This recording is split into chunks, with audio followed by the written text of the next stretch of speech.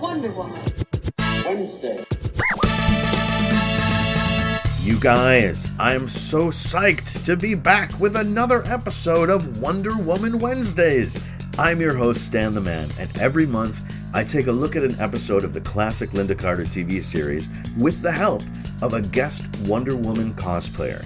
And this month, we have the amazing Envy the Green Fairy. Her cosplay game is astonishing, with several variations of Wonder Woman often mashed up with another hero or fandom archetype. You will love her observations and her cosplay story. So, let's get started with this episode of Wonder Woman Wednesdays. Wonder Woman must use her strength and intelligence against a mercenary who plans to unleash explosions and a man-made earthquake when he steals the Pluto File. And that is the episode we're talking about today, with Envy the Green Fairy cosplay. Or Mia, how's it going? Good afternoon. Yes. The Pluto File. That was It was fascinating, exciting, and thrilling, all at the same time. Yes, and a throwback to my childhood. It's been a while since I've watched season 1, so that was fun. Oh, cool. Yeah, it's interesting. When I think of Wonder Woman, I usually think of the first season, but there's only a handful of episodes in the first season. Like they do the full for season 2 and 3, they have 23, 24 episodes, but I think there's only like 14 in the first season. 13 or 14, and it's like we're almost like we're over halfway through it, I think, or maybe close to it. We're about halfway through. So anyway, before we jump into it, Mia, why don't you tell us just a little bit about yourself? Well, I grew up in the 70s and I watched Linda Carter when I was a kid and thought she was awesome. Mm-hmm. I'm not sure if I dressed up as her as a child, probably, but who knows? Mom made a lot of my costumes when I was a kid, which translated into me making costumes and me going to fashion design school. And now I just make costumes and go to Comic-Con. And that's my thing. But I love Wonder Woman. My house is called the House of Wonder. There's Wonder Woman decorations in every room of the house, except for the guest room because of my mom. But that will probably change, running out of wall space. But yeah, I love Wonder Woman. I love making costumes. I love making children of all ages smile. And it's just, it's my thing. Is this a full-time job for you? Cosplay? Oh, no. I have a day job. You got the day job. Yeah. No, I work in the apparel industry, actually. I work for my corporate headquarters. I'm a technical designer, and I work in the children's clothing department, and I love it. Okay. So. And I was going to save this question until later, but I'm curious about your name, Envy the Green Fairy. What is that? Well, let's see. Way back when, I don't know, when did I come up with that? Like 10, 12, 13 years ago. I don't remember. I was going to a Halloween party and my budget was really tight. Everyone's like, what are you going to do? What are you going to do? And I'm like, I'm going to be green. And they're like, okay. And it just I was sitting in the car. It was really cold. And my ex-husband was going to be barfed that year. And he was putting his ears on. He was really tall. So I was waiting for him before we went out. And I'm like, Envy the Green Fairy. And it popped in my head and it stuck. So awesome. That way I have a range of characters I can do. I'm not just calling myself, Michigan Wonder Woman or West Michigan Wonder Woman or whatever, because I do more than just Wonder Woman. So cool. Yeah. All right. So let's jump into our episode. The very exciting Pluto File, starring the incomparable Robert Reed as our guest star, Mike Brady himself. That was just, he did a lot of this. He did a lot of sort of anti-Mike Brady stuff after the Brady Bunch, but it was still really trippy to see him doing this character. Oh, I know. He was mean. It's just like, I grew up watching the Brady Bunch and it was just like, oh yeah, like it threw me. And it's not like I haven't seen it before or seen him in other things. It's just sort of funny. Yeah. And it was wonderful. So right at the top of the episode, of course, we get the credits. And I was talking with I think the last person I interviewed about how long the credit sequence is. The theme song it just seems like longer than most other shows. And that's come up a couple of times. And I realized that it's because they put all the credits in there. Like, a lot of shows they'll play the theme song and they'll have a few of the major credits, but then the credits that are specific to the show, like who directed and wrote this episode, who are the guest stars, that comes in during the first scene. Yeah. And I don't know. I mean, that's definitely the way it's done now. I don't know how old that is, but I think this is a little unusual that all those credits happen in the theme song sequence. So maybe that's why it seems like a long theme song, Yeah. I you know? mean, kinda. I don't know. I love the theme song. It's the doorbell at my house. Is it? Yeah. I have a programmable doorbell. So the Oh, theme song is my doorbell. that is awesome. Uh that kind of makes every visit a happy one, doesn't it? Yeah, it does. Okay, so during the credits, we find out the director is Herb Wallerstein, and his directing credits are not on IMDb aren't particularly anything out of the ordinary. He did a lot of TV directing, and he directed 5 Wonder Woman episodes. Uh, the Feminine Mystique, Pluto File, Formula 407, and then one in season 2 called I Do, I Do, which I can't remember off the top of my head what that is. I can't So remember either. somebody must get married. I'm thinking, and I mean, I watched these all during COVID, like the early part of COVID, and then I haven't revisited. Mhm. So, a Well, we'll lot have of to. things have happened. I know. Now I gotta know. I'm gonna have to watch that later this afternoon. Now the writer is I found his credits really interesting because he's only written 5 episodes of television, like for 5 different shows. And Oh, they're all one-offs. He wrote one episode for 5 different shows. His name is Herb Berman, and he's listed more as a lyricist and a screenwriter and actor. hmm. Although he hasn't written a lot of movies either. He co-wrote a 1967 debut album called Safe as Milk for Captain Beefheart and his Magic Band, which is like the most hippie sounding thing I've heard in a very long time. Like Yeah. that's so incredibly hippie. And his first episode of television, which was for a show called The Psychiatrist, he won a Writers Guild of America award for outstanding teleplay. Huh. The director of that episode, by the way, of The Psychiatrist was Steven Spielberg. And that was early in Oh, his career too. So yeah, that would have interesting been. background on our writer. Yeah.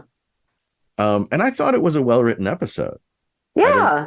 In fact, it was very sciency. Yeah. Lots of science in this episode. And if you think about it, the way things happen kind of can correlate to what we just went through a couple of years ago. This, Yeah. Yeah, absolutely. You mean with all the plague and everything? yeah, the bubonic plague. Just Yeah. insert coronavirus and be kind of the same thing. Yeah, and it was interesting. Some people took precautions and some did not. Yep. And they paid for it.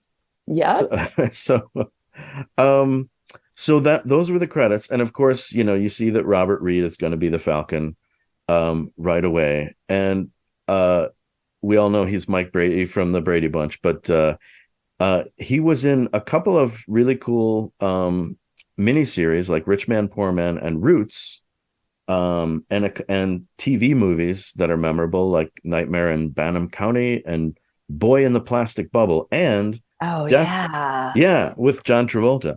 I remember And that. yeah, that was a wild movie. Also Death of a Centerfold with Jamie Lee Curtis. Oh, I Um, think I've seen that too. yeah, now that was a cinematic movie. Um, Later, I forget who played Dorothy Stratton in the cinematic version, but I can't remember, but yeah, I've seen it on. I came across it on cable probably in the middle of the night one time. Yeah. So that kicks us off. And our first scene is in a testing area. It says a secret testing area in Maryland, and we see some explosions, right? And right away we see another guest star, Hayden Rourke, as Professor Warren. And he, of course, he is Dr. Bellows from I Dream of Jeannie. Oh Um, my God. yeah. Did you? Oh, I was like, who is this dude? Yeah, and he did a, just like Robert Reed, he did a ton of TV stuff after he did I Dream of Jeannie. Yeah, Um, and one of them was he was in The Legend of Lizzie Borden, which starred Elizabeth Montgomery, who was in Bewitched, of which was course. sort of the counterpoint of or the counterpart of I Dream of Jeannie. I don't I know. love that too. Yeah, I don't know which came first. I think Bewitched maybe came I, first. I, Hard to say. yeah, my brain cells for the memory is not quite what it used to be. I definitely hear that. I am with you. So Hayden Rourke, the professor, like he lays out what the Pluto project is.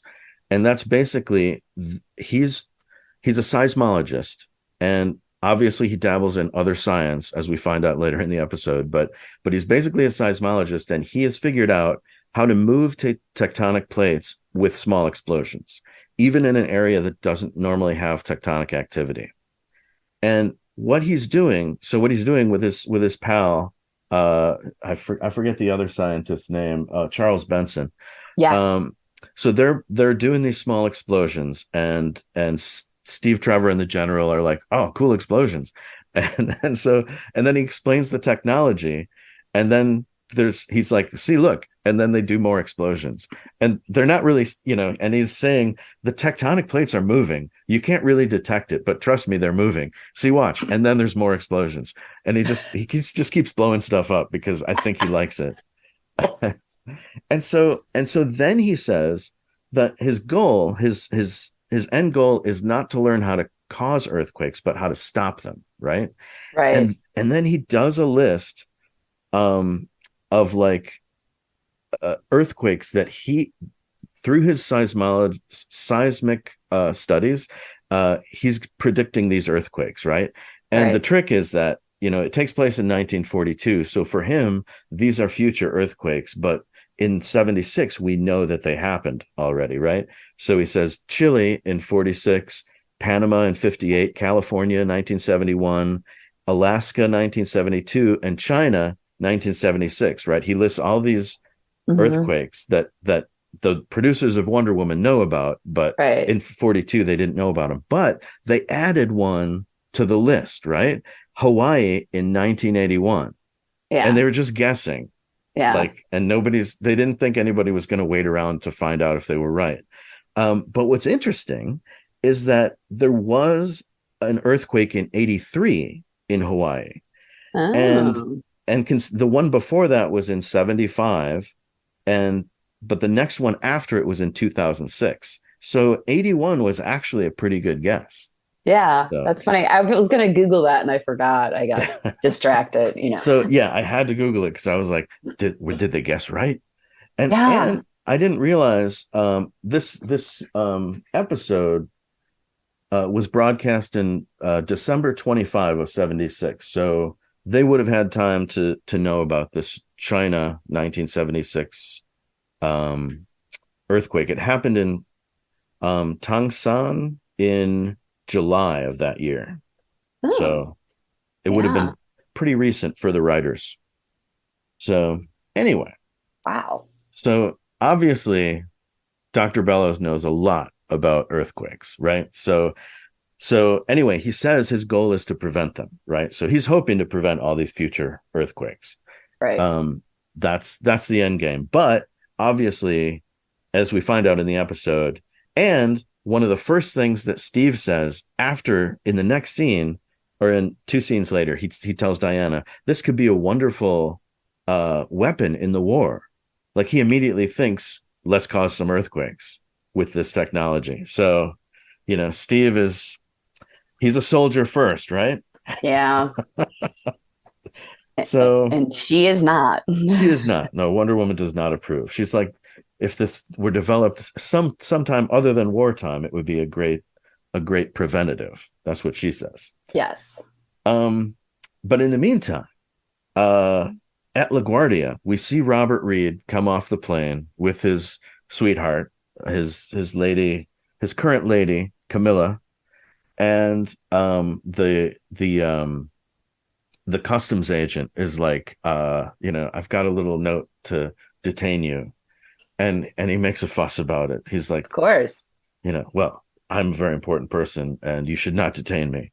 And he tells his girlfriend to, call the consulate and tell them to make a big fuss, a very big Very fuss. big fuss. And he's very, very, very British. Yes, even in this terrible war, New York can be a very lovely and romantic place. Just remember, you promised to show me all of it. Ah, but patience, my darling, patience. I have a very special week planned for us. Mr. Fallon, I'm sorry, but I've been asked to detain you. Detain me? Why? I'm traveling on a neutral passport. Yes, I know, and I'm sorry, but I have my orders. Ah, yes. Orders. Oh, sure. What could they want with you? Ah, don't worry, darling. Will you follow me, please? One moment, please. Darling, will you ring up the Irish legation? Ask for Kevin Doyle. He's chief of protocol. And be sure to tell him that I would appreciate it if some fuss were made. In fact, a very large fuss. He's awesome. I mean, this is Robert Reed just chewing the scenery from the get-go. So it is completely not Mike Brady. Yeah. So then later at the War Department, the general tells Steve, after Steve tells Diana about the cool explosions, the general says a big spy, well, not really a spy, a mercenary, I guess, a mercenary named the Falcon is on the loose. He's just landed at LaGuardia, and they were unable to detain him. And they pull his file, and apparently he was in India 2 weeks ago and engineered some kind of kidnapping. Mm-hmm. So they know that, and they know that he's around, and they don't know why. So then we cut to some scientific institute lab, right, where Dr. Bellows is working on something. And I'm just going to call him Dr. Bellows, even though I forget the professor's name even. I know. Works professor, but I like Dr. Bellows. It works for me. So Robert Reed changes, but before you see him disappear into this, he sneaks into this lab, and you see his belt buckle, and it's a Falcon. So the Falcon they were talking about clearly is Robert Reed, as if we didn't know. Right. And also in the 70s, belt buckles were definitely a thing. Oh, yes, they were. So, of course, the Falcon had to have a cool belt buckle that looks like a Falcon head. So he sneaks into the storage room, and he comes out as, like, I guess an orderly, or I mean, he's a soldier. Everybody there is military, but he's got a little apron on, so clearly he works in the mess hall or something. Yeah. And so he brings some food to the lab, and he talks to the guard outside the lab. And I don't know if you noticed this, but I watched it for like maybe the third time today, and realized that there was a boom shadow like right above them. And the thing about boom shadows is, like, I almost never notice them, because if they don't move, they're just part of, they look like part of the scene. But whoever was operating the boom was like slowly lowering it to get a better take on their voices, because it just kept slowly moving down. I missed that one. Yeah. So, and the thing is, Robert Reed, explains to the guard that he's got some food for the professor. Steak dinner, steak and fries, and some coffee. And he uses an American accent, but I have to credit him. If you listen to it, it sounds like a British guy imitating an American. Like it sounds, because like if you watch Monty Python or some of these other British shows where they Yeah. do Americans occasionally, there's something just a little bit off about the way they do it. What do we got there? Oh, steak, French fries, and coffee. Steak. I haven't tasted steak in 2 months. Yeah, neither have I. Yeah, too bad we're not more important to the war effort. I think you can go on in now. I thought that was just great. Like It that was was because it did not sound like Mike Brady. like Brady. Exactly. Like it was his voice, but it wasn't. Like he still had that. Yeah. Yeah. That totally sums it up. That's cool. So he goes in, talks to Dr. Bellows, and right away, he basically reveals himself because his first thought, even though he pulls a gun on him, so he pulls a gun on the professor, right? Yeah. And but he offers him a bribe. He's like, give me the Pluto file and you can have $1 million or a bunch of rubies, whatever you want. Because he did just get some rubies from his kidnapping job in India. And he says, I don't know if you're a fan of Austin Powers, but he says $1 million. And I was like, oh, you did not just say that. Yeah. But of course, Dr. Bellows is a man of principle and he will not be bought. So a fight ensues, and there's a great sort of Star Trek style stunt fight between the guard comes in and he fights Robert Reed. And in our new sort of Blu-ray, high def TVs, you can see it's definitely not Robert Reed. It's someone with a very different mustache doing the fight for him. But it's a cool fight. And he manages to overcome the guard. In the meantime, the professor picks up the phone and dials someone. And Robert Reed comes up and chokes him, chokes the breath out of him and hangs up the phone. And then an alarm goes off. And so he has time, we find out later, to grab the Pluto file and just get out of there. So he got what he came for. Yeah. And he was inconvenienced with a fight, but he didn't have to pay for it. So that's good. Yeah. So gosh, what happens next? So Steve, Steve gets there to the lab and there's all this mess there. And they realize that the Pluto file is gone, but they don't know that it's the Falcon. And it took me a while to figure this out, that there's nothing that indicates right away that it's the Falcon because they only know that he's in the States. They don't know what he's up to. Right. So later they kind of figure it out. But and we find out that the guard has been taken to Walter Reed, which becomes important later. And so then they show the Falcon meeting this contact, this very eager guy named Frank, who, brings him a sniper rifle.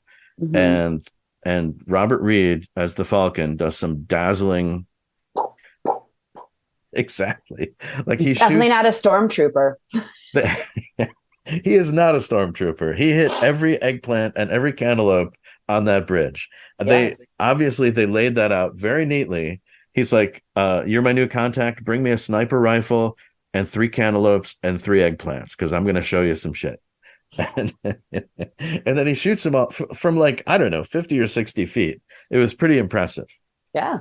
And his new buddy Frank is very impressed and very happy to be working with him. He's like, the Falcon, you're famous, Yeah, he was fanboying hard over him. He was. Robert Reed was a little nervous about it. He's like, yes, I am famous. So we find out later at Steve's office that Camilla, his girlfriend that he brought in, now has the plague. She's in New York, and they've got her in the hospital with the plague. And the guard, who was fighting the intruder, as yet unknown, is in the isolation ward at the hospital. Something's wrong with him. So Steve decides they should go to the hospital and check things out, right? And so they go to the hospital, and they run into Dr. Barnes, who's played by Kenneth Tigar. I don't know how to pronounce his name. Tigar, Tigar, Tigar. But I recognize this guy, and probably most people do because he's one of those character actors that has been in everything, and he's still working. Let me see what I wrote down. I didn't write down all his credits, which I probably should have, but oh, I did. Okay, well, not all of them, but like, but recently he's been in the marvelous Mrs. Maisel, um, which is just I a love show that that's show. yeah, it's I hear it's awesome. I should say I was about to be effervescent about it, but I actually haven't seen it yet. But I want to It's see it. it's so fun and ridiculous, and yeah, there's some seriously bad parenting going on, but hey, it's fun, and the clothes are fabulous, which is more of a girl thing in most cases, but it's Hmm. it's a fun show. It's a really fun show. Oh, very cool. Well, I do want to check it out. Yeah. And he was also in The Good Fight and Dope Sick. So those are some recent credits. He was a regular in a show called LA Heat, which I did not see. And I specifically remember him. He's been in an episode of Barney Miller every season, just about, except the first season. He was in every season of Barney Miller as a different character, although one of his characters, Kopechne, did show up twice in like the second season and the fifth or sixth season, once as a werewolf and once as a guy who was possessed. So if you remember the werewolf guy from Barney Miller, that's Okay. this Kenneth Tigar. I do not remember that episode. I mean, I watched Bernie Miller. I mean, I grew up in the 70s. I was born Mhm. in 1970. I watched all that stuff, but I do not remember a werewolf in Bernie Miller. That's kind of, now I have to watch that too. I have to find that streaming somewhere. Yes, yes, it's actually a great episode, and this guy is terrific. And I'm so glad that he's still working. He's still doing it. Yeah. I mean, because he's probably no spring chicken anymore Right, either. So, right, right. Because he's playing, an experienced doctor here, so he's got to be, I don't know, in his 30s, maybe late I 20s don't know. at the youngest. But he tells Steve that the symptoms look like the bubonic plague, right? The And so plague. the plague, the plague, you say, and Steve mentions that Camilla in New York has the plague, and and then the doctor mentions offhandedly, the plague does still happen. We had a case come up uh 2 weeks ago in India, and you can see Diana immediately get it, like, hey, wait a minute, we were just Yeah. talking about India, Yep. and like she does, she waits a little bit and then she tells Steve, hey, Steve, do you think that this might have something to do with India? I mean, the Falcon was just there. And Yeah. so, she puts something together and then kind of hands it to Steve, so that, he can sort of at least think it's his idea, or at least, I don't know, just be part of the game. Just keep Yeah. him involved. So the professor somehow didn't get the plague, but he did get beat up a little bit, so he's resting. And Yes. Diana's like, oh well, then I want to go talk to him. Um, and so she goes to question him, but the doctor says, well, let me inoculate you guys, right? And so in the next scene, just so they can skip the inoculation, they have Diana sort of rubbing her arm as she's walking um to the professor's room. And I want to say, look, it's Wonder Woman. The inoculation's not going to hurt. But I understand you're like telling the story like, oh, I just got an inoculation. But then I remember that in the show, when she's not Wonder Woman, when she's Diana, she's just human. And she's got all those human weaknesses. I mean, she's still intelligent, she's still, she's fierce, but she's got human weaknesses. So Yeah. maybe her inoculation hurt. I don't know what it feels like to get a bubonic plague inoculation. So it We'll may. just say it's the same thing as COVID shots because, quite frankly, I had a really horrible reaction and they hurt really Oh, bad. did you? Even when I was dressed as Wonder Woman, You got inoculated dressed as Wonder Woman? full Linda Carter, and I got a shot from a Air Force medic. Wow. That Is just so cool. happened. Yeah, like I walked in and the U.S. the Air Force medic team was there doing inoculations that day, and I'm like, nice. That is very cool. Yeah. Did you get a picture? Duh. I got several pictures. And of course, me being me, I had Wonder Woman band-aids also. Oh, very cool. All right. So Diana does go into the professor's room. However, he's sleeping. And and she takes the opportunity to deliver this really sweet monologue. You have discovered the hope of the ancients. Since time began, man has sought that knowledge. The knowledge to still the earth's tremors, or to cause them to quake with the energy of the sun. It's really cool. It's a cool little monologue. Oh, it's wonderful. Yeah. I love when because they've done these in a couple of episodes now where she just gets to stop and say something super cool, Yeah. which, reminds you that she's Princess Diana. She's not just Diana Prince. Yeah. So, but then in the meantime, of course, the Falcon is in the building across the way, and he's putting his sniper rifle together because he doesn't want any loose ends, right? He wants to get rid of the professor. Right. And so she glances up, and it's weird because the angle that she's sitting at and the angle that the sniper sees the professor, you can tell she's not at an angle where she can see him through the window, but somehow she sees him.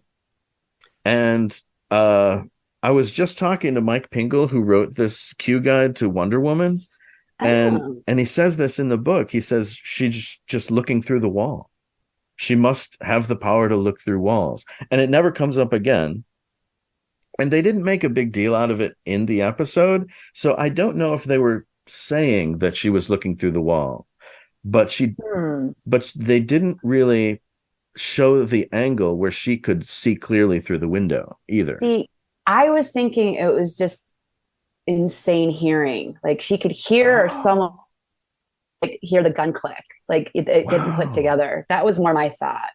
Well, that makes sense. Because it's like, because it always seems like she can hear everything before everybody else. Yeah. Like even in like the current stuff. And it's like, and a gun click or putting together a gun is a very distinctive sound.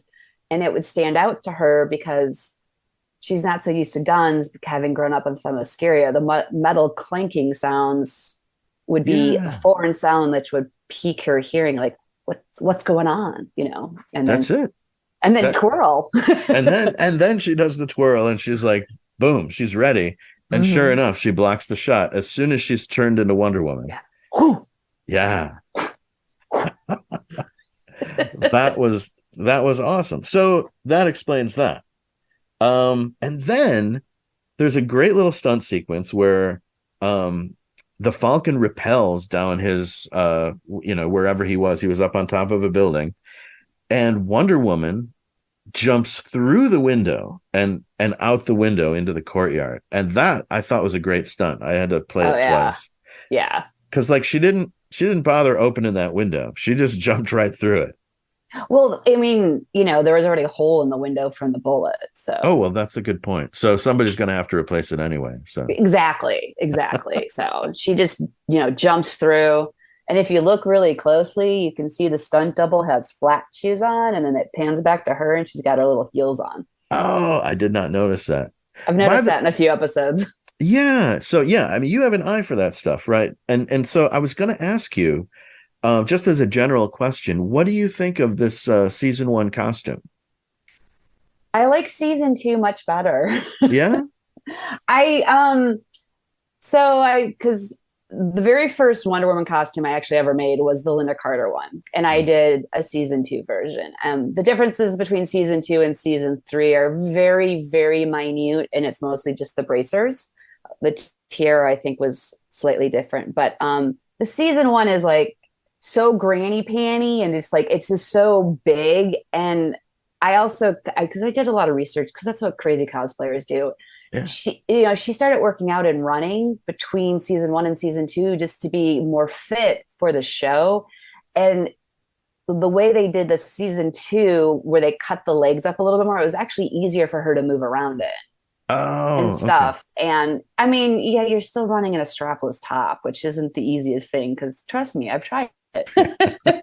But and I didn't like how the trim they used to make the gold part on her bodice in season 1 is very, it's kind of like low grade costume. They really upgraded her costume to look a little bit more cool and a little less homemadey, because it's gold rickrack. I mean, the stuff they used in season 1, it's like you can just get that at the fabric store. Like, they realized that this was going to be a thing, and they had to do a much better costume. And there's beading and everything on season 2 and 3, which, yeah, that was not a fun part of making that costume, beading, because Hmm. beading needles are just as sharp on the back end as they are in the front, basically. So, like, I Wow. had duct tape all over my fingers, hand beating and the stuff on it. But it's just, they just upgraded her costume to make it look a little bit more like it came from someplace else other than, like grandma made it, which I Yeah. hate saying that. But I mean, costumes back in the 70s were definitely a little different than the superhero movies we see of today. So, Yeah. Yeah. So in the next scene, it's the next day, and we're at some midtown hotel. And I don't I I'm having trouble figuring out where they are. They've got to be still in the DC Maryland area. yeah. But Midtown, I guess that sounds like New York to me. But it must be Midtown DC. That must be what they Yeah. I mean. mean, I don't think they were quite as specific on the locations in the first season as they were in the second and third season. They're like Midtown. Like, I don't, Yeah. yeah, like that doesn't sound like DC to me either, but it's been years since I've been there. So, Right, right. So the Falcon and his fanboy Frank are there, and we suddenly realize the third man in the room is Benson, who is the professor's assistant. yeah. And so he's a traitor. He's a spy. He's a fink. Yeah. So he's working with the Falcon, and that's how the Falcon knew where to go and what to do. And there's a little exposition here. Basically, they're talking about their plan to use the Pluto Project technology to cause a fault around this reactor in Maryland. And when they do that, the reactor, I don't know if they reveal this in this scene or later, but because it took me a while, actually, I'll be honest, I'm not always quick on the uptake. It took me until this third watching to figure out exactly what the plan was, because it's a little bit complicated. Like, they're stealing the technology to cause an earthquake, to disrupt a nuclear reactor that will then explode, and then it'll take out all of Washington, D.C. And that's the plan, Yeah. which is a dastardly plan, I gotta say. Very dastardly plan, but making it look like it could have maybe have been a natural occurrence that caused that explosion. So they don't Yeah, know who to blame. exactly. That's exactly right. Except that Wonder Woman's already onto him. Oh, Wonder, yeah. Wonder Woman's already on the case. So this is no accident. So so Diana, we're back at the War Office. Diana gets a call confirming that the guard has plague. So they know that there's a trail of plague victims from India to New York to the guard. That's the Falcon. So now they know the Falcon's the guy that stole the Pluto file.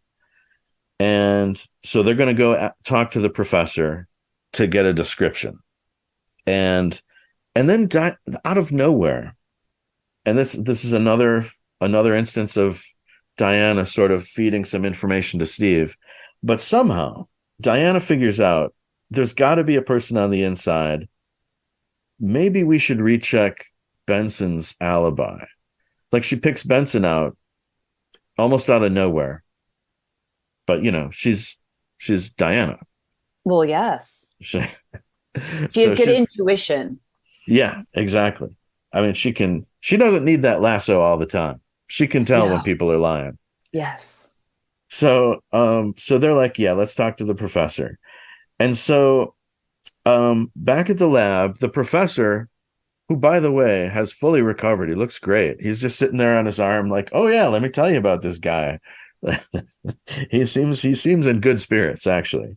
Yeah. Um, and in the meantime, Benson's in the background hacking up a lung because now he's got bubonic plague, and so the Falcon describes, or I'm sorry, the professor describes the Falcon, and some of the wording: a striking, athletic man, tall, distinguished, blue eyes, gentlemanly. It's as though he's fallen in love with him, I think. Did he seem physically healthy? Oh, yes, he was an athletic man, striking, really. We were standing several feet apart. Well, he was tall and distinguished with intelligent, steel blue eyes. But, in fact, there was something very gentlemanly about him. Gentlemanly. He nearly strangled you, Professor. Well, that's the point. It's so difficult to explain, but still, there was something. No, not honorable. Maybe professional is the word I'm looking for. Well, he certainly knew what he was looking for. He must have thought that he had really strangled me. Well, I mean, yes, that was definitely kind of a feel, but it was just like, it also reminded me of someone trying to describe James Bond, but Yeah. he didn't have blue eyes, because I grew up watching James Bond movies too, because my dad wanted to be James Bond. So Right on, yeah. very distinguished, because another, British secret agent kind of thing. It's like, Yeah. it's just that flair. It's just so funny. That's what it made me think of when I watched it. Awesome. Well, that was not lost. That flair was not lost on the professor. Oh. We definitely saw it. So he gives this somewhat effervescent description of the Falcon, and Diana leaves to go get a car for Benson. So they're going to take him to the hospital, and Benson's like, "Oh, no, I'll see my family doctor," and Steve pushes on it and kind of reveals that they suspect Benson, and so Benson pulls a gun. Like immediately he panics, Yeah. he's like, "Oh my gosh." So he pulls a gun and he runs outside. He knocks on the door and gets the guard to come in. He pushes the guard in. Oh, and he makes the professor give him the key to the special security lock, right? Yeah. He makes a point of saying that it's the only key for this security lock. So he pushes the guard in and locks the door. Now, later on, because I'll forget to mention this, but later on, the Falcon opens this special security lock with a straw.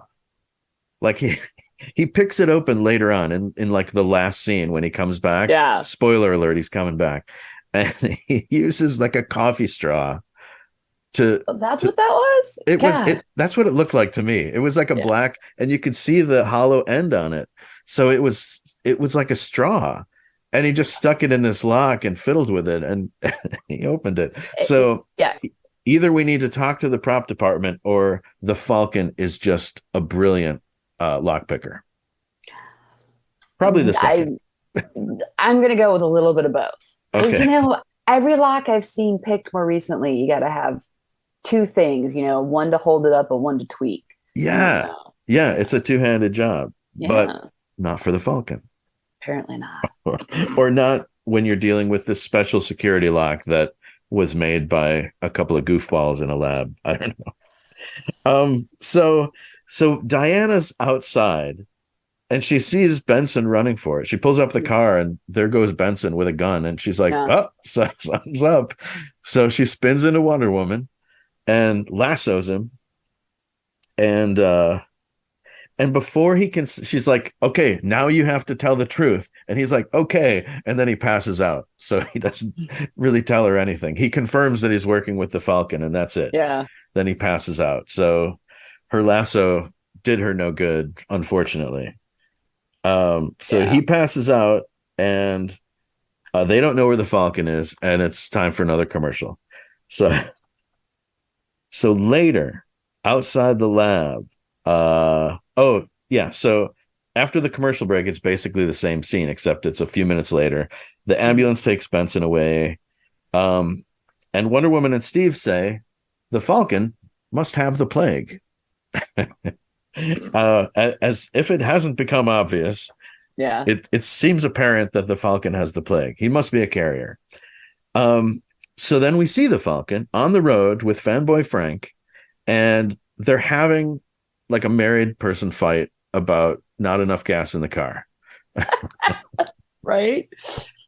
So and the guy's like, it's not my fault. There's rationing. So, you know, Falcon's like, okay, pull over, and they pull over into this gas station. It's a small town gas station, and I know why they do it. I mean, you find out later why they do it, but there's this weird scene where fanboy Frank is like, gets a water hose and fills up the radiator, and it seems like a really long, boring sequence. And then he takes the hose and wets a kerchief and wipes his face and then drinks out of the hose. And it seems like, well, why are we watching Frank dealing? It's like it's an episode of Frank and his hose. Wow. Why are we watching that? Yeah.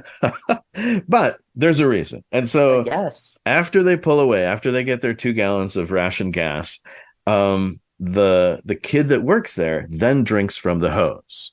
Mm-hmm. And then we know, because we have seen Frank now starting to cough. Right. And so that little kid that works at the gas station has just gotten himself a hose full of the plague. Oops. Yep. So they drive off. And then they get to this installation, some kind of military installation. It's really just the front driveway. Because Falcon says a few miles down that road is a reactor. That's our target. And so this, I guess this is where we hear the second part of that plan. Like it's a reactor and the earthquake's going to cause it to explode. So, because, I mean, they have a whole episode here to feed us this information. They don't want to give it to us all at once, right? Oh, of course. You gotta fill that time slot. So in Washington, Diana gets a call that somehow this kid, maybe he's got a high metabolism, but he's immediately stricken with the plague after drinking from that hose, right? Right. So he's already in the hospital. They've already taken him to Walter Reed, and they find out. So they now know where the Falcon was earlier that day. He was in Bladensburg, Maryland. And Steve says, "Oh, it just so happens that I'm going to go meet the general at an installation in Bladensburg. Maybe I can go talk to him about this Falcon guy. I'm sure it has nothing to do with this installation, but let's go see." So, but first they stop at Walter Reed, and they talk to this kid. This kid's name is Robin. I only mentioned this because I had to like write down who was in what and the credits and everything. And for some reason, and they say it, Diana says it. It's a young man named Robin so-and-so. And then when they get there to his hospital room, Steve calls him Bobby. And I'm like, excuse me, sir, did he give you permission to call him Bobby? Like, maybe you assume that that's his nickname. Maybe every Robin is a Bobby to you, but that doesn't mean that he's going to, answer to the name Bobby. So let's have some decorum. Ask him what he prefers to be called. Of course, he's lying there sick, so he can only say so much. Yeah, I didn't catch that. I just thought it was weird. Like, that is a little weird. Like, why establish that his name is Robin and then call him Bobby for the rest of the scene? It's very strange. Yeah, we're not in the Brady Bunch. And it caused, that's right. He was just having a flashback. Oh, no, wait. That was Robert Reed. I know. This is Steve. But anyway, it caused me to I'm looking at the credits going, where's Bobby? There's no Bobby in the credits. What's going on? But it was Robin. Yes. Once I mentally straightened that out for myself, I could continue. And they don't get much from young Bobby. In fact, they really don't get anything from him. It was 2 guys in a car. One was athletic looking. I don't know how he got that from, because Robert Reed never got up from his seat. and they were driving a coupe, and that's all he knew. And so basically he's told them nothing. I don't know why they had the scene, just so he could call him Bobby, I guess. Yes. So then they go in, they have a scene at the gate, I guess just to tell us there's really tight security, because he makes a comment to Diana, boy, there's really a lot of security here. This is the last checkpoint, right? Like, it sounds like he's had to do 5 checkpoints before that. Right, like, right. Tell me this is the last checkpoint, please. So they finally get to the control room at this reactor. And Diana, Steve, and the general put together that since the Falcon's in the area, obviously this installation has something to do with his plan. And Steve's like, but what could it be? What happens here? And then we find out from the general, this reactor is an offshoot of the Manhattan Project, which is also timely for us right now because Oppenheimer just came out. Yeah. And so, but this is like a little junior facility, sort of side project. Like, it's not Oppenheimer, it's Oppenheimer's third assistant decided to run this little side project. And it's a reactor. I mean, basically it's like a baby nuclear energy facility. Yeah. They're building what appears to be the first reactor, the precursor to, I guess, a nuclear power plant. Yeah. That seems to be what they're doing. But if there's an earthquake, that place is going to go up like a bomb. Right. Is the implication. So they figure out that is the Falcon's plan. So the Falcon and fanboy Frank are planning bombs outside, and Frank is loving it. This is like his favorite part, aside from just fanboying the Falcon. Right. Burying dynamite is like his second favorite thing in the world, I think. And they're doing such a good job. It's, what is it, like 6 inches into the ground? Yeah. I mean, like, how is that going to hit a tectonic plate? Yeah, that doesn't seem like the most effective depth to get to. Yeah. I mean, he's doing it by hand. Right. And yeah, he doesn't have a shovel or anything. Yeah. He's got a little pliers to, I guess, I don't know, to cut a wire or something that starts the countdown or whatever.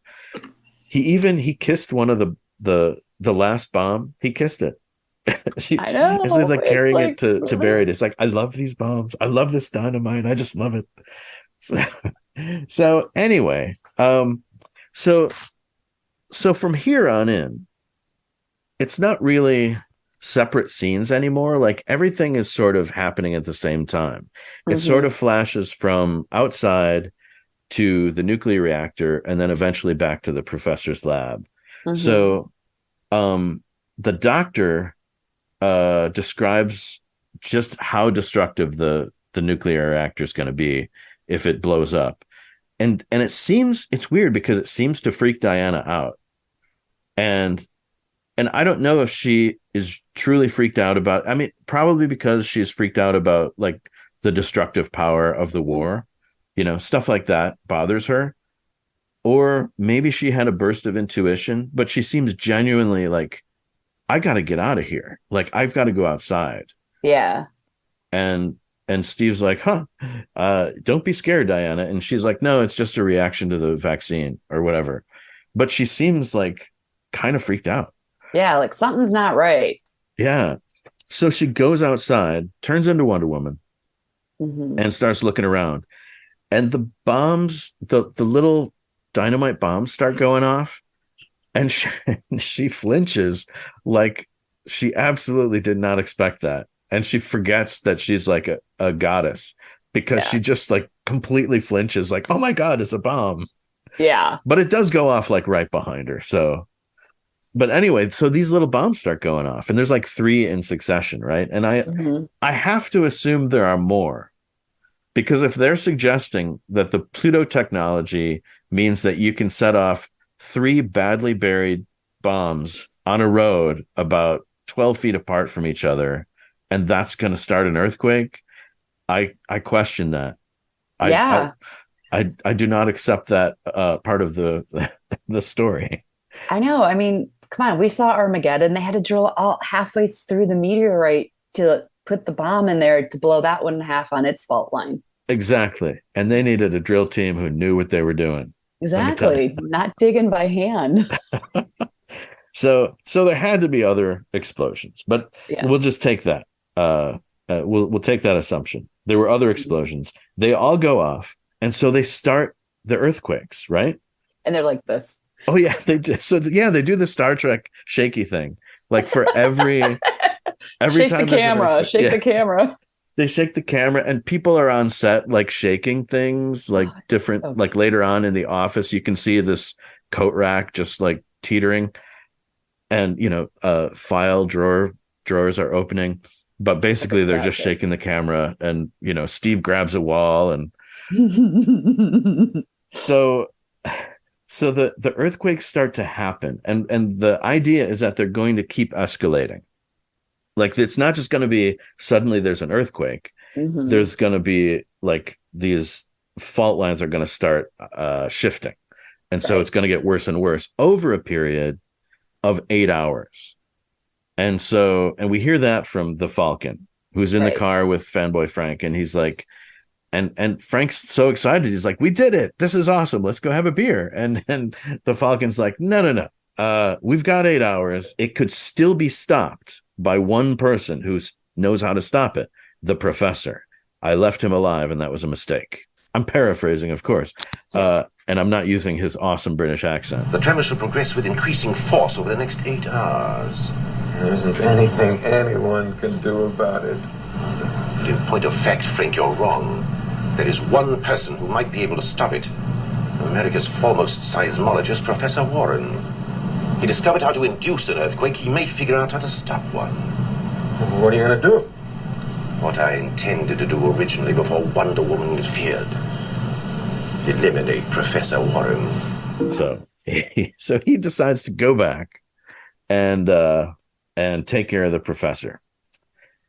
And by coincidence, Wonder Woman goes to see the professor too. And I don't want to say this is a plot hole, but what we're saying is Diana completely disappears from the nuclear reactor. And in the meantime, Wonder Woman has gone to help the professor, and nobody thinks that's weird that Diana has disappeared. Well, because they know Diana went outside because she was feeling overwhelmed by her inoculation effects, and they just figured she was outside getting fresh air. And then they have to figure out in the building how to stop a nuclear reaction. And that is a distracting thought. They might forget about Diana at that point. Yeah. I mean, that's what I'm kind of thinking about. They're like kind of sidestep. They're like, oh, should we check on Diana? Yeah, I will say that Steve and the general are both a little freaked out because they're just like, well, shut down the reactor. And the guy's like, well, we can't just shut it down. He's like, and the general goes, I'm ordering you. And the guy says, well, I can't. It's like a science thing. We can't do it. I'm calling the president. Yes, the president. And so eventually the president gets some action out of these guys. They figure out a way that's never been tested, but they're going to try to start cooling down the reactor. Yeah. And Diana does math. Oh my gosh. Yeah. So she does this whole Goodwill Hunting thing when she gets to the professor, right? He's like, by the way, that's the way he likes to do his science. He writes all this stuff on the chalkboard and talks to himself while he's doing it. And he's like, now the integral between the limits of x1 and x2 equals, let me see, the harmonic equation equals, let's see, Hooke's law is the law of harmonic motion. The seismic harmonic, he just starts, I guess, using scientific jargon, or is it gibberish? We don't know. I personally don't know. I don't know anything about science. Idea. Yeah, I'm not that smart when it comes to science. But you know who is? Wonder Woman. Yes. She's like, I remember this from school. And she starts writing shit on the board. And he's like, my gosh, you're a genius. This is brilliant. Yeah. And so she's right there with him, right? Like they're going to figure this out together. And I guess what they're going to try to figure out is how to reduce, because the earthquakes are getting bigger and bigger. Mm-hmm. Until 8 hours later, it's going to be a massive quake. And so what they have to figure out is how to reduce the quakes. And jumping ahead, it's never clear that they figure that out. Like the solution that the doctor comes up with has nothing to do with the quakes. It has to do with the reactor. And I guess we should just talk about that. We're jumping ahead a little bit. There's various things that happen, but the Falcon gets back in there and he tries to overcome the professor and Wonder Woman, but there's a quake. And so she's able to lasso him. Right. Yeah. And he's got plague symptoms and he says, get me some water. And the professor gets him water and he goes, that's it. All they have to do is use water instead of their cooling solution and the core will cool down. And first of all, he says, I'm not a nuclear scientist. And this project, by the way, is a top secret project that he can't possibly know anything about. He doesn't know how the reactor works, I don't think. Maybe Wonder Woman told him, but she doesn't really know either. But anyway, and plus they're supposed to figure out like how to reduce the quakes, not how to help with the reactor. But that's the answer he comes up with. This is the part where I remember that the guy who wrote this also wrote something called Safe as Milk for Captain Beefheart and His Magic Band.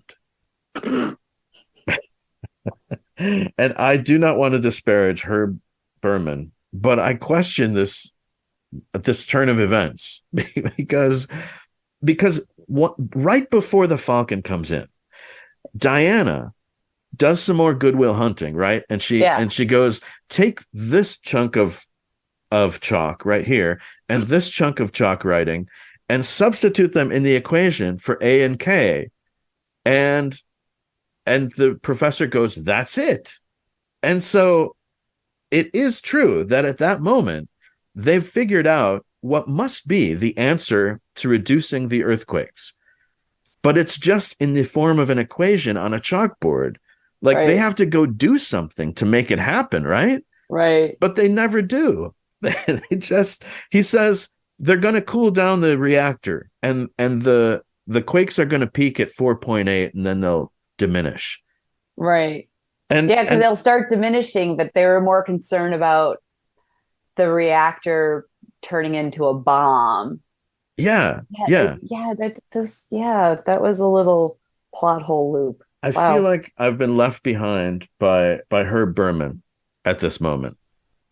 But I think to give them the benefit of the doubt, it is possible that now that they've figured out that equation on the chalkboard, it's going to be an easy matter to do whatever it is they need to do to implement that. And in the meantime, as long as the reactor cools, everything's cool. But they're leaving a thing that needs to be done off camera after the fact. So they really are. I just kind of missed that because you're like, yay, they figured out how to stop the reactor from going off. Right. Wow. Yeah, and that's fine. That's half the problem. And that's the critical problem is the reactor going off. That's what's going to blow up everybody in Washington, D.C. So. Yeah. Wow. Yeah. Maybe I should have watched it 3 times as well. Well, anyway, so we kind of jumped to the end there. I just want to look at my notes because I have to tell you one of the coolest things in this episode is Robert Reed sliding down that ladder. Like when he's infiltrating the place, he slides down this ladder. It's only like 5 feet, but it's still really super cool. And he did it himself. They didn't get a stunt person to do it. Oh, and so speaking of stunt people, there's another stunt that I wanted to talk about. When Diana's coming back into the lab, because what we've glossed over is that she was there to help the professor, and the Falcon and fanboy Frank figured out how to get in. Frank causes a distraction, right? And then that's when the Falcon sneaks in. So so Wonder Woman was outside briefly to bust Frank. And that's when the Falcon got in. So when she's coming back in, she does this thing where stunt woman Wonder Woman jumps through a window from a second story, right? And lands behind a crate. And then Linda Carter Wonder Woman walks out from behind that crate. And it's all one shot, uninterrupted, unedited, because of the way they staged it. And they've done this before in like the second episode, I think. And I only remember because of the podcast, because we talked about it. About how cool the stunt is, because she was in Germany somewhere, and she was after Fausta, I think. And she jumps over a wall behind a shed. And so the stunt woman is the one that jumps over the wall behind the shed. And then Linda Carter walks out from behind the shed. And it's the same thing where they don't have to cut it or edit it. It's just all one shot. And so I love when they find a way to do stuff like that. It's really cool. Yeah. So because then, you can because the camera's moving, which, so at the time, they didn't have like computers. Like George Lucas developed this technology where you could have a moving camera and add effects as it's moving. And so they certainly didn't have that. And they're able to move the camera and close up on Linda Carter as she's walking out from behind the thing. So anyway, I love that. Yeah, that's really cool. Oh, and I don't want to poke fun at I've talked about our screenwriter, but Linda Carter says she's comforting the professor because he's like giving up. And she says, listen, integral calculus is always problematical. Integral calculus is always problematical. And I just think that's a really wonderful line. I don't know if it's grammatically correct. I don't know even what it means, but it is math awesome. Is hard. Math is hard. That's what it means. Math is hard. Oh my god, yeah, that's just like, yeah, that's what that means. I don't know. Yeah, that was really funny. I love her purity and her humanity and her just wanting to solve everything as nice as possible, and how that still remains. That's one of the reasons why I love her character so much. Yeah, absolutely. And she never once thinks that they can't solve their problem. Exactly. She gets in there and she's like, come on, man, grab some coffee and let's figure this out. Yeah. Because caffeine helps solve everything. Oh, yeah, absolutely. Yeah, I did think about that. Like with his dinner, he had coffee. And I mean, I guess he stays up late, writing on the chalkboard and doing equations because he's going to be up if he's having coffee with his dinner. Yeah. So that is more or less the episode. They have their obligatory end scene where everybody's in the office and they're like, well, everybody that had the plague is getting better. Everybody that needed to get arrested has been arrested. Yep. They're all cool. And Diana, says, well, I hope the Falcon learns his lesson. Maybe he can, join us here on the good side or something like that. And Steve says, that's just the kind of positive thinking that Wonder Woman would have. And Diana's like, I'm glad you and Wonder Woman approve. And she gives the big smile. Yep. And freeze frame on the smile. And that's it. I never really thought the glasses did that much to hide the identity. No, but we believe it because she believes it. Yes. I guess, I have a harder time with that because I have blue hair. It's a little bit more noticeable when I take my glasses off. It's like, when you put on your glasses, you are the same person. I'm the same person who has better vision. So just overall, what did you think of the episode? It was fun. I really liked it. besides the couple plot holes we just mentioned. But it was fun. It was engaging. It was campy. It was reminiscent of my childhood, which I also happen to like. But it was good. I mean, I thought it was a fairly well thought out storyline. Besides the fact that people seem to instantaneously get the bubonic plague. But hey, you got to have a little bit of movie magic in Yeah. stuff, Yeah. so. Yeah, like it was like they immediately started disintegrating. Like that kid, drank from the hose, and the next thing he must have just like passed out from there. He's like, "Oh, I got it." Yeah, yeah. So, but hey, you sometimes have to have a little bit of imagination. Yeah.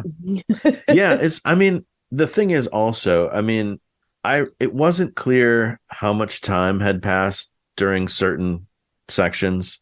So it is entirely possible that because it all kind of seemed like this was taking place over the course of just a couple of days, but it could have been a couple of weeks. They could have been jumping, between scenes. There could have been a little more time. It just never seemed that way. Right. Yeah. And also, nowadays, we're used to stories moving on a different timeline. Like, I used to watch 24, which Oh, right. was, Yeah. like every episode was an hour of the storyline. And, we work on different timelines now than we did because our attention spans are not what they used to be. Yeah. Yeah. That's So, true. We would never allow this scene where where fanboy Frank like opens the hood, opens the radiator, walks over to get the hose, comes back, waters the car, waters his handkerchief, waters himself, and then walks the hose back. Yeah, that would have been like an eighth of the time in modern times, probably. So Yeah. I mean, it's just the storytelling is sped up a little bit nowadays, which because if it's more than 30 minutes long, you might lose your captive audience. Yeah, you might.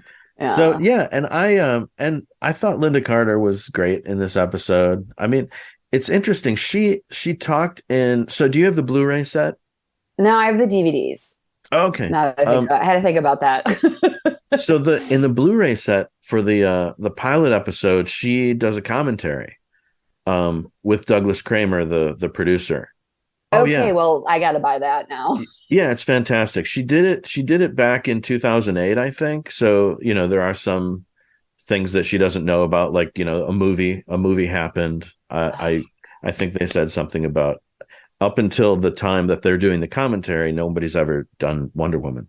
So, but anyway, she talks about how, this is one of her first jobs and she's kind of new at it. She didn't mention it, but she did take classes in New York for acting.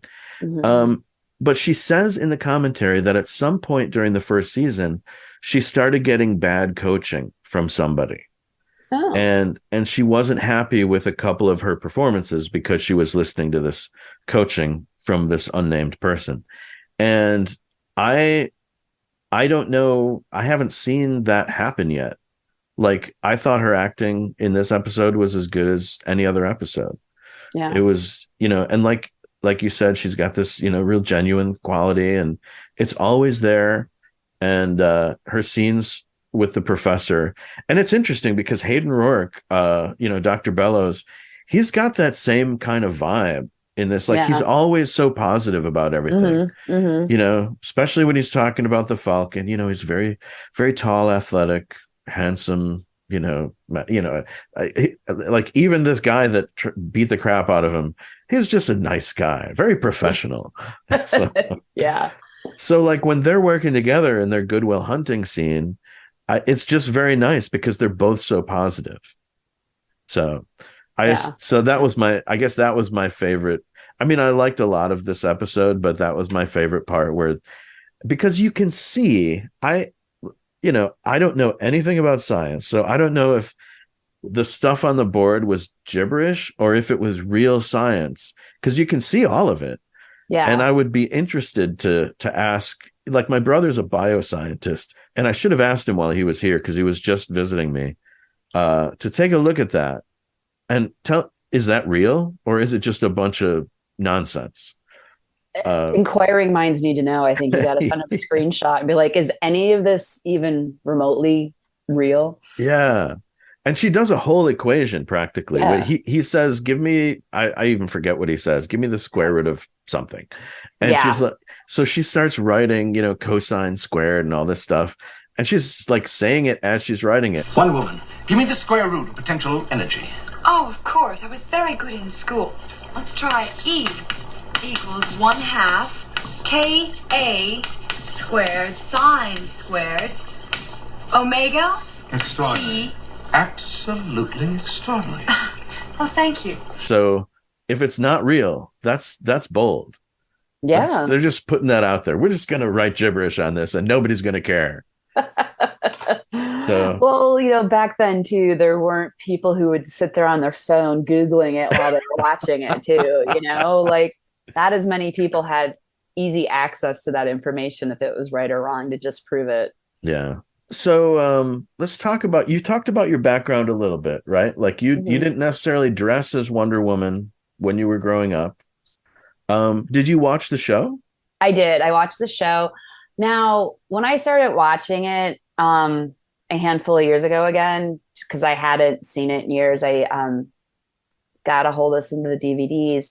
I don't remember season 2 that much, or season 1. I don't remember the Nazis as much, but I mean, because that came out in like 75, if I remember correctly. So, I mean, I would have been 5 years old. So, like, I can see where I was fuzzy, but I remember a lot of season 2 and season 3. Like, I don't know if I saw every single episode because that was before we had VCRs.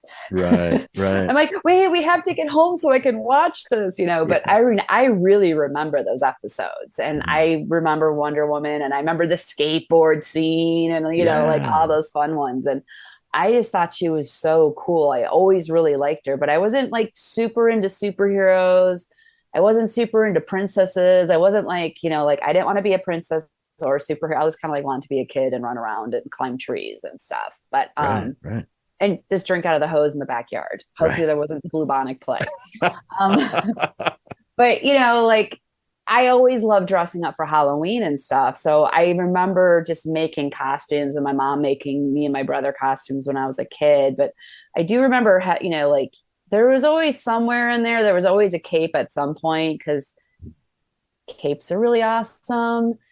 And, I know Edna Mole does not approve, but cape's still awesome because I was actually at an event last night at a minor league baseball game, and I had my big cape on and I was just twirling around in it, and the kids all loved it and stuff. So make sure no one steps on me. But yeah, I always loved it, and I always really liked her. But one of the real reasons I chose Wonder Woman to start doing her when I started cosplaying, I started cosplaying in 2012, and then did some other characters, and I really wanted to do a superhero because I'm like, just kind of had to do it. And I'm like, I wanted to do a character that my niece, who was about 5 at the time, would be proud to see her aunt in. And I hadn't discovered American Dream at that point because I was really starting to dive into my nerdy side. And so I was just like Wonder Woman because I always loved her. My niece thought that was super cool. And I now have 35 different Wonder Woman variations. Yeah, let's talk about those because I looked at your Facebook and your Instagram, and so I didn't do as deep a dive as I was planning on. But even just like, the first 20 pictures that I saw like 5 different Wonder Women. And like there's one with like horns. Are those like Loki horns, or are they do you recall horns coming out of the tiara? Am I crazy? Well, let me look. I mean, because I just actually did a mashup of Wonder Woman and Sailor Moon. So there was like the little weird like I saw that. Yeah, so I did that. Did I do horns? Because I've done Hella stuff with Hella with horns. So I mean, maybe it was just a version of Hella. Because I've done a couple versions of Hella also. I went to Dragon Con last year, so I had to make a bunch of crazy costumes. And, I'm going again, making more crazy costumes. Oh, awesome. Not so much Wonder Woman this year. I got to mix it up once in a while. Right, My right. friends are like, can you do something else? I think the horns must have been. I'm like looking at my Instagram. Oh no, I did a samurai. I did a samurai Wonder Woman. It's got like a samurai headpiece Oh, okay. with like That's what it horn things. was. Yeah. That Okay. was one I made earlier this year. I usually make one or two new ones a year, depending, Uh-huh. then um I mean, I've been making a lot of costumes, but I usually make at least one or two new Wonder Woman a year. So Wow.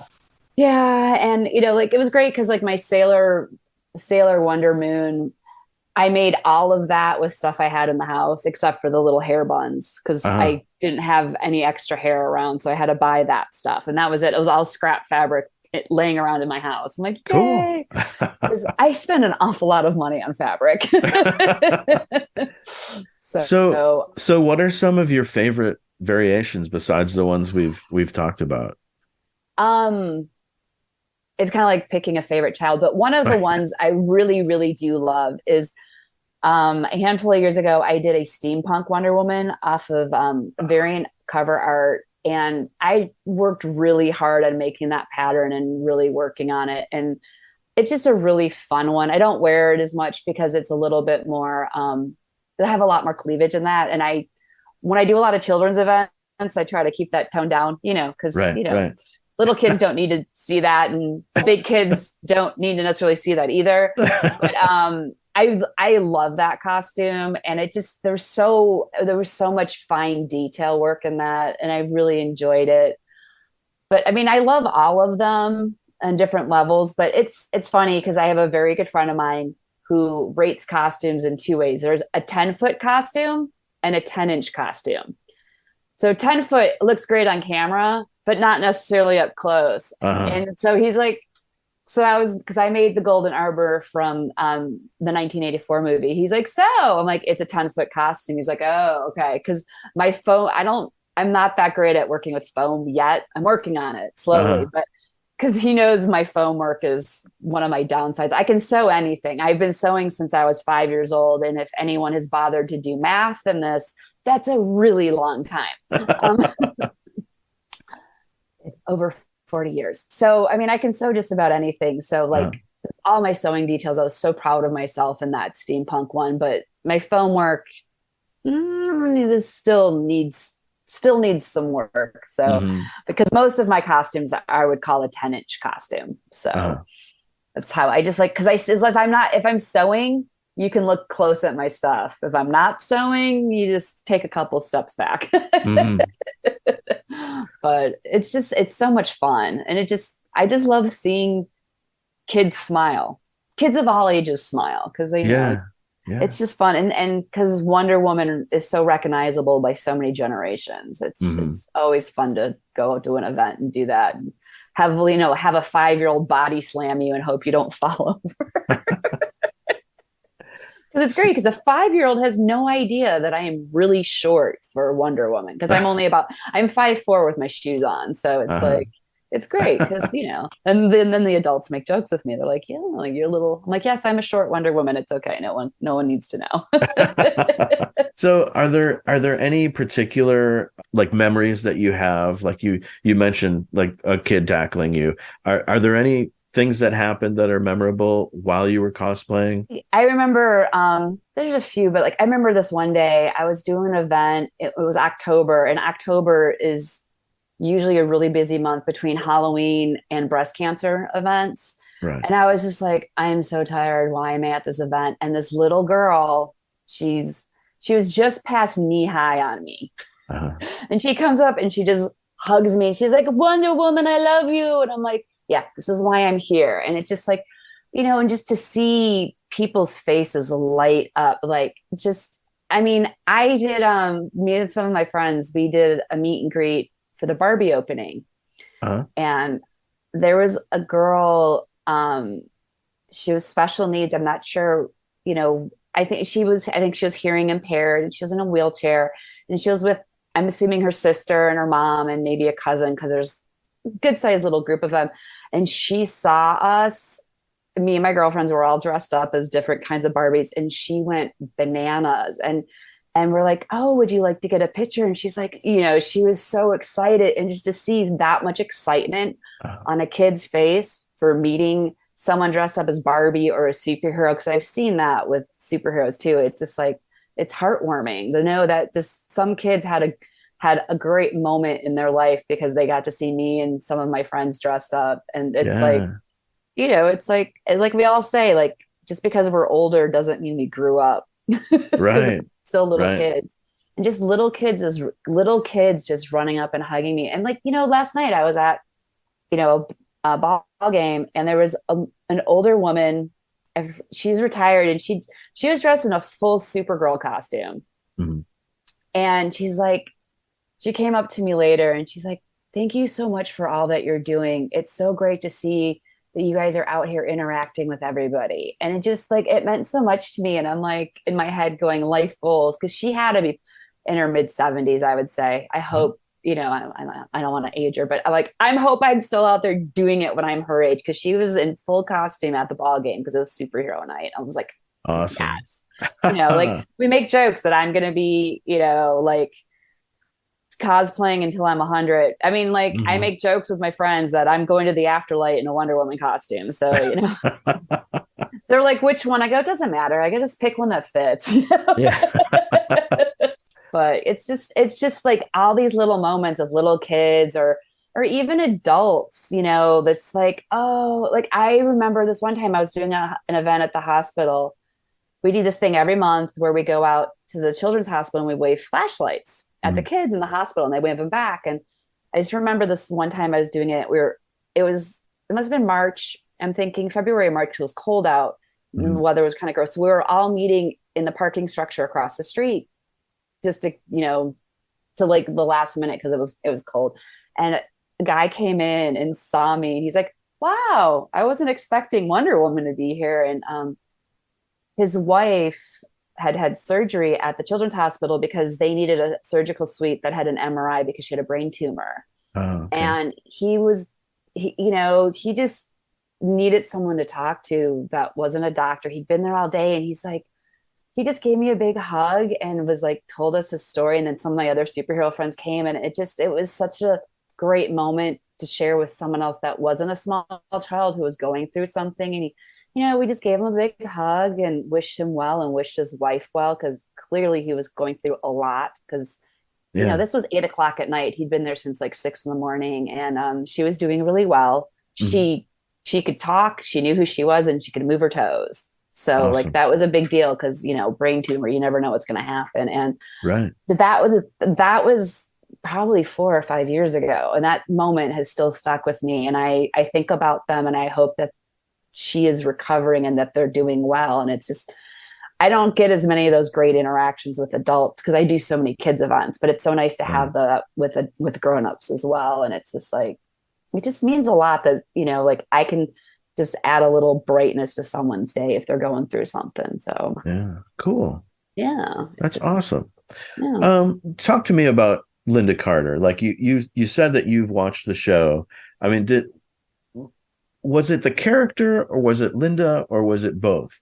In terms of how they affected you and inspired you? Probably both. I mean, you know, I was a little kid. I wanted to grow up to be really tall and pretty. Now, growing up to be tall was not going to be an option. My dad was 5'6". My mom is 5 foot nothing. And it's just like, because, you know, I grew up in that Barbie generation where we wanted to look, you know, have long legs and, you know, look like a Barbie doll, and which is a horrible thing to think about these days, but we won't go into that part. But I mean, she was just like, Linda Carter she was beautiful, but she was also really strong, and she fought the bad guys too. And I didn't know that was empowering at 5 because I didn't know what that meant then. But I've always liked female characters, like stronger female characters. Like I like Black Widow from the Avengers and stuff. Yeah. And I do have a Black Widow cosplay. And I do cosplay her on occasions. In summer, actually, Wonder Woman's a little cooler because I get to actually wear a skirt. Wonder Woman in the wintertime is a lot colder, and I have a lot of layers for it then. But Yeah. I've always, like I love Captain Marvel. I just like these. I always like strong female characters. I like female music artists and stuff. I mean, some of them everyone's like, "Oh, you like whiny girl music." I'm like, whatever. But I like women that can empower other women because, like having grown up in the 70s and 80s, and I used a cocktail waitress in the 90s when I was in my early 20s, and just having, guys like not have any remote idea what color my eyes are. It's like, it gets kind of tiring, and it's like, no, there's a lot more to me than, below the neck. And it's like, come on. And I like those empowering characters. And Linda Carter is an amazing woman, and she's really smart and very intelligent. And, she's fairly politically active. I do follow her on social media, but I don't spend as much time on social media as I used to because it's really nice to detox. I'm like, I'm happier that I don't spend as much time on it. But just like she's promoting, LGBTQ rights and women's rights. And it's just all of that's important because she supports humanity. And it's like, that means more and more to me every day as a grown woman who grew through this. And, like I have a niece who's 14.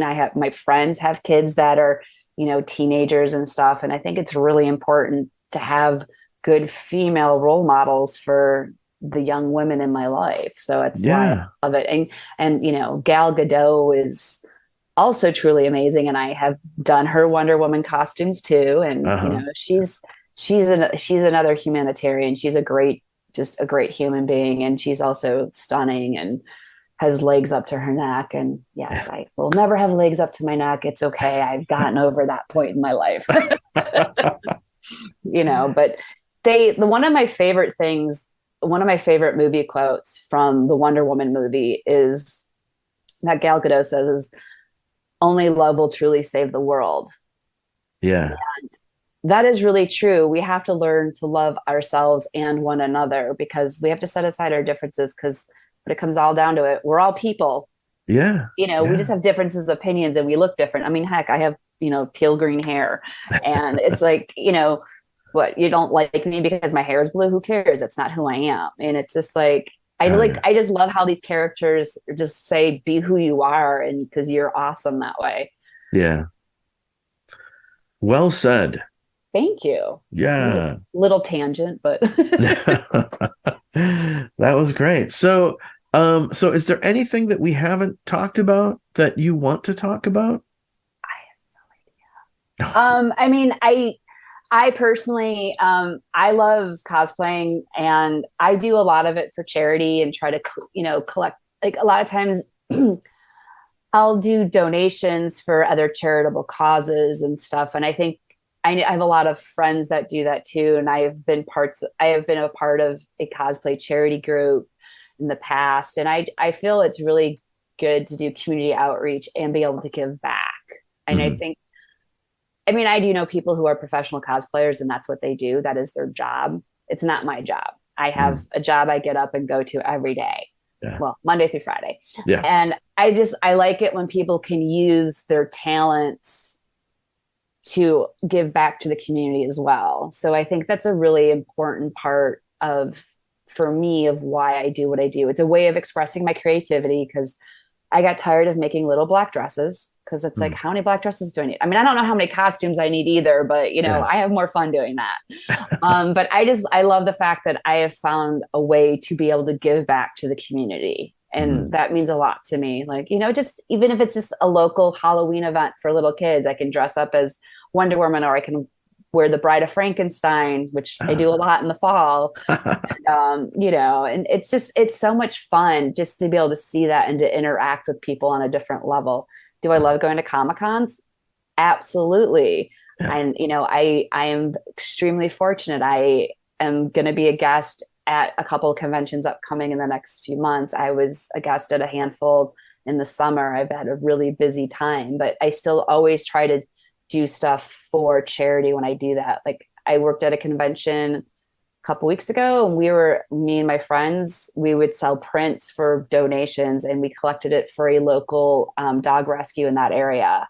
I do stuff for local veterans charity groups in Southwest Michigan, because I think that's a great organization. And I've met through some of the charity organization I work with, I've gotten to meet some really fun World War II vets. Wow. And vets from the Korean War and the Vietnam War. And it just, seeing them, it's just really great, especially the World War II vets, because there aren't very many of them left because they're much older. So and it's feel their faces, and they're like Wonder Woman, or if I'm Captain America or whatever. It's just so great and stuff. And it's just like they're a lot of fun. They're a hoot. So it's just, I love being able to use my costuming as a way of giving back to the community, because I don't have children. So this way I can make other kids smile. So, or kids of all ages. Kids of all ages. Yes. Yes. Because, lots of people love Wonder Woman. There is no age range on that one. Absolutely. Yeah. So now, speaking of loving Wonder Woman, I do have to say, so this is an audio podcast, but behind you is a very impressive shelf of all kinds of Wonder Woman stuff. And do you know how many, and I gather some of these are not Wonder Woman, but how many Funko Pops do you have there? Do you know? Because that's a lot of pops. There's a Funko app, but I somehow managed to log out and forgot it. But I have I have over 100, and wow, I would say probably 2/3 of them are Wonder Woman, because like the 80th anniversary collection was huge. Wow. Yeah. So I have all of that. That's upper, and that's all displayed together. Oh, and then I have some other ones. And there's the new one from The Flash, which hasn't been unboxed yet, just because I need to get some more shelves. But yeah, I buy figures. People give me figures. I'm starting to get very selective. I also have like more figurines, like ceramic things. I have those someplace else. And I have like one of the Lego sets. I mean, there is literally Wonder Woman decoration in every room in my house, with the exception of my guest bathroom and my guest room. Wow. I have a giant Wonder Woman shower curtain in my bathroom. Nice. It's just like, I mean, like I said, my doorbell is the Wonder Woman theme song. It is everywhere. It is everywhere. I mean, I even have a few Funkos at my desk at my office, so it's just like, little one right here. I mean, I buy them, I acquire them, people send them to me. It's just like, it's great. I love it. And if I get duplicates of a lot of them, I'll donate them to charity, like to Toys for Tots and kinds of things, because I don't need 3 of the same one. So I'm not going to be greedy. I share the love. So, very cool. Yeah. Awesome. Well, okay. So, if somebody wants to look you up on the social media, what's the best place to go? Envy the Green Fairy on Instagram. There is no E's in that on Insta. And then on Facebook, Envy the Green Fairy Cosplay. I'm trying that new Threads thing. I haven't quite figured it out. Okay. And I'm not on the TikTok. My friends are trying to corrupt me into doing that. And I'm like, it's a lot of energy. So, so like Facebook and Instagram are your best places. And my email, you can find my email on the social media platforms. If you have questions about costuming or anything, you can reach out to me via the messenger chat, as you did. Right. So I always answer. Sometimes it takes me a little while depending on how busy my work day is, because I have to do the real work to pay the bills to buy more Wonder Woman crap. Yeah, I hear you. And I have a lot of it. So That, my friends, is Mia, aka Envy the Green Fairy Cosplay. I'm so delighted to have her on the podcast. Please follow her on social media. All her links are listed in our show notes. That's on our website, WonderWomanWednesdays.com. You'll find all our episodes, show notes, links to our social pages, along with other podcasts that I like to listen to, like MASHcast with the great Rob Kelly. If you love MASH like I do, that is the place to get all the breakdowns. On our website, you'll also find my email link. If you'd like to be a guest on this podcast, please drop me a message. In the meantime, be kind whenever possible. It is always possible.